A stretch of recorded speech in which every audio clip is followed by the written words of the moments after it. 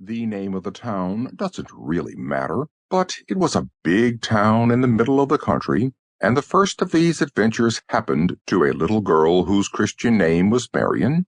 She was only 7 when it happened to her, so that it was rather a young sort of adventure, but the older ones happened later on, and this is the best perhaps to begin with.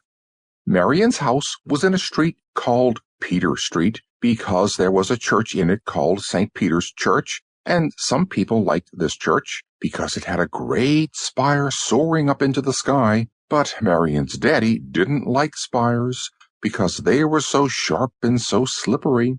He liked towers better because the old church towers, he said, were like little laps ready to catch God's blessing.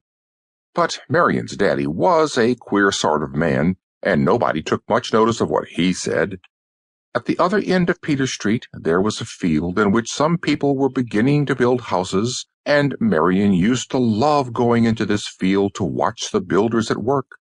But one afternoon she became tired of watching them, and so she climbed over a gate into the next field.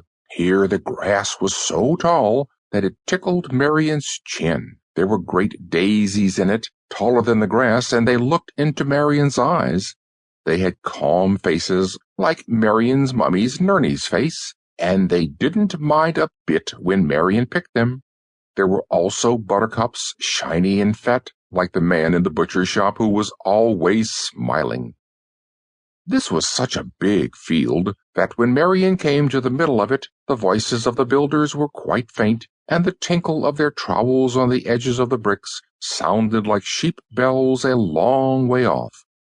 When she turned round, she could see the roofs of the houses and the tops of the chimneys, and the spires of the churches all trembly because of the heat, as if they were tired and wanted to lie down.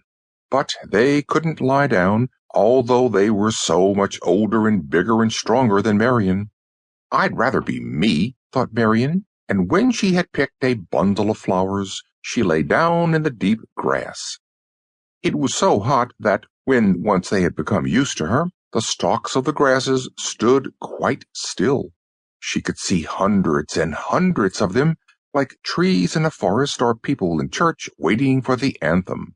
Up in the hills it was different. There the grasses were always moving, not running about, of course, but standing in the same place and bending to and fro, to and fro.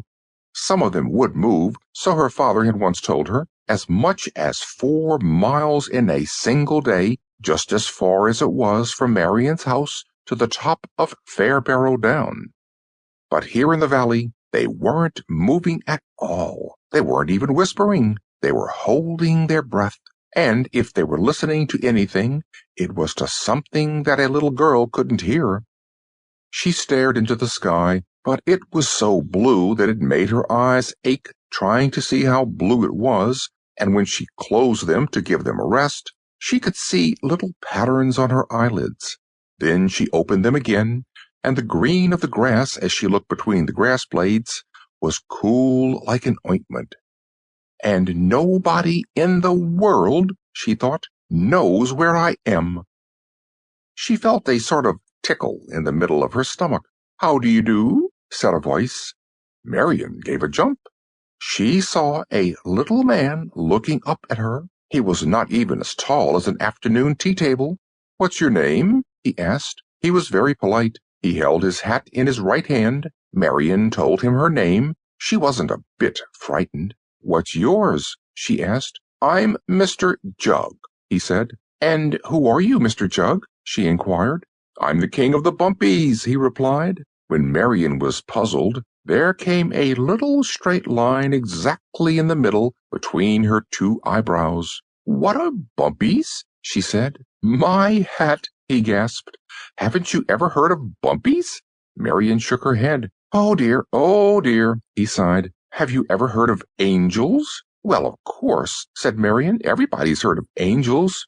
"Well then, Bumpies," said Mr. Jugg, "are baby angels. They're called Bumpies till they've learned to fly."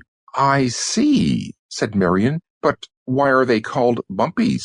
"Because they bump," said Mr. Jugg, not knowing how. Marian laughed. "Where do you live?" she asked.